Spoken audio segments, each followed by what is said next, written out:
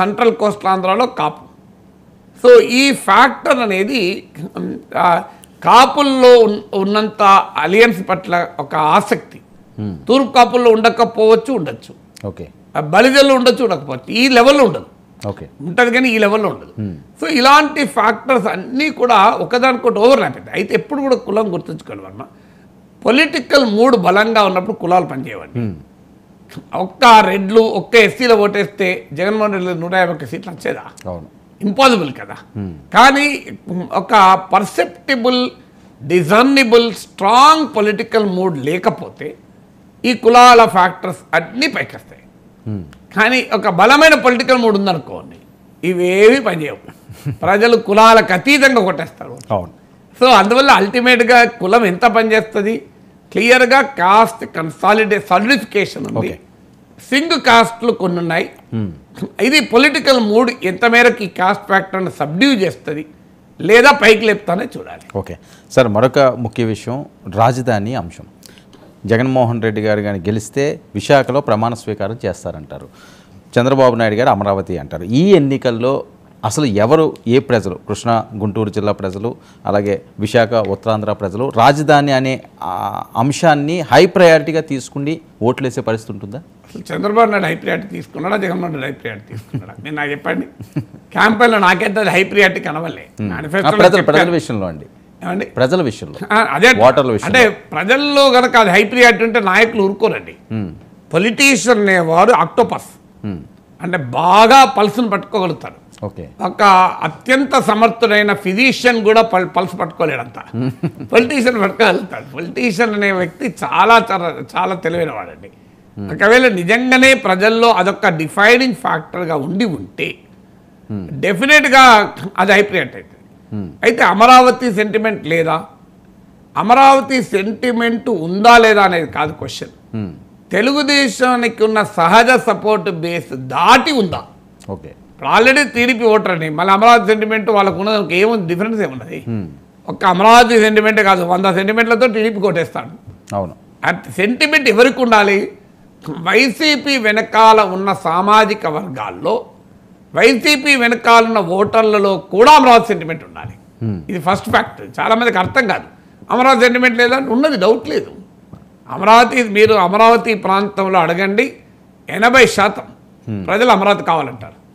ఆ లెక్కన వైసీపీకి 20% నుంచి ఓటు రావద్దు. మీరు ఏ సర్వే నుంచి ఉంటే, అనేక ప్రీపోల్ సర్వేలు చూసి చెప్పాను. అసలు టీడీపీ ఓటరా వైసీపీ ఓటరా సంబంధమే లేదు. ఏ పార్టీ ఓటర్న కానీ, ఏ సామాజిక వర్గం అని కానీ, మీకు అమరావతి పైన, రాజధాని పైన అభిప్రాయం ఏంటంటే ఖచ్చితంగా అమరావతిలోనే రాజధాని కావాలి అంటారు. ఓకే, నిజంగానే రామ మందిరం కావాలా వద్దా అని మీరు అడగండి. హిందువులు దేశంలో 80%, 80% హిందువులో రామ మందిరం కావద్దు అన్నట్టు ఉంటాడా? అవును, 1% కూడా ఉండరు. మరి అలా అయితే బీజేపీకి 80%, 80% ఓటు రావాలి కదా. బీజేపీకి ఎందుకు 80% ఓటు వస్తలేదు? ఓకే, రామ మందిరం కావాలంటారు కానీ బీజేపీ 80% వేస్తలేదు. అంటే అర్థం ఏంటి? ఒక అంశం పైన అభిప్రాయం ఉండడం వేరు, ఆ అభిప్రాయమే ఓటింగ్ చాయిసెస్ను డిఫైన్ చేయడం వేరు. అందువల్ల అమరావతి ఖచ్చితంగా బలమైన ప్రజాభిప్రాయం ఉంది. కానీ అది తెలుగుదేశం వర్గాలు దాటి వైసీపీ అనుకూల ఓటర్లను షిఫ్ట్ చేయగలుగుతుంది ఇటువైపు. లేదు అట్లీస్ట్ న్యూట్రల్గా ఉన్న ఓటర్నైనా షిఫ్ట్ చేయగలుగుతుంది అనేది పాయింట్. ఆ స్థాయిలో అది పొలిటికల్లీ ఎక్స్ప్లోజ్ ఇష్యూగా ఎంత మేరకు ప్రభావితం చేస్తుంది అనేది క్వశ్చన్. డెఫినెట్గా అది ఎంతో కొంత ఖచ్చితంగా ప్రభావం చూపుతుంది. ఓకే, అమరావతి ఇష్యూ ఎంతో కొంత జగన్కు లయబిలిటీ, కూటమికి అసెట్. కానీ అదే డిఫైనింగ్ ఫ్యాక్టర్గా ఉంటుందని అనుకోను.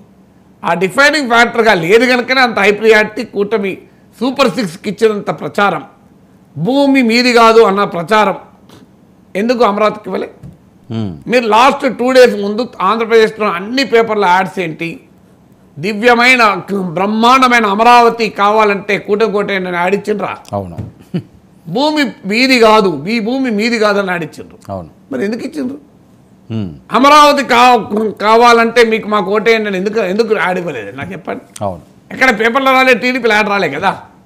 సూపర్ 6కు ఓటేయండి అన్నారు కానీ అమరావతి కోసం ఓటేయండి చంద్రబాబు నాయుడు అప్పీల్ చేశాడా? కంపారిటివ్లీ అమరావతి కావాలి అనొచ్చు, ఉపన్యాసంలో చెప్పచ్చు, కాదనట్టలేదు. కానీ ఎందుకు అంటే దానికి ఉన్న లిమిటేషన్. అలాగే విశాఖ రాజధాని కావాలని మీరు అడగండి ఉత్తరాంధ్రపై మెజారిటీ ప్రజలు కావాలని అంటారు. కొంతమందిలో అద్దన్న ఒపీనియన్ కూడా ఉంది, ఎందుకు మాకు ఈ గందరగోళం ప్రశాంతంగా ఉన్నామని. బట్ స్టిల్ కానీ అది జగన్మోహన్ రెడ్డికి ఓట్లు తెచ్చే అంశంగా ఉందని నేను అనుకోను. ఓకే, అందుకే జగన్మోహన్ రెడ్డి కూడా ఈ ఎన్నికల్లో 3 రాజధానుల ఇష్యూను హై ప్రియారిటీ చేయలే. మరి అక్కడే ప్రమాణ స్వీకారం చేస్తానని అది లాస్ట్లో ఒక్కసారి అన్నాడు. మీరు గమనిస్తే మీ మొదట్లో ఎక్కడ అది పెద్ద క్యాంపెయిన్ అనలే కదా.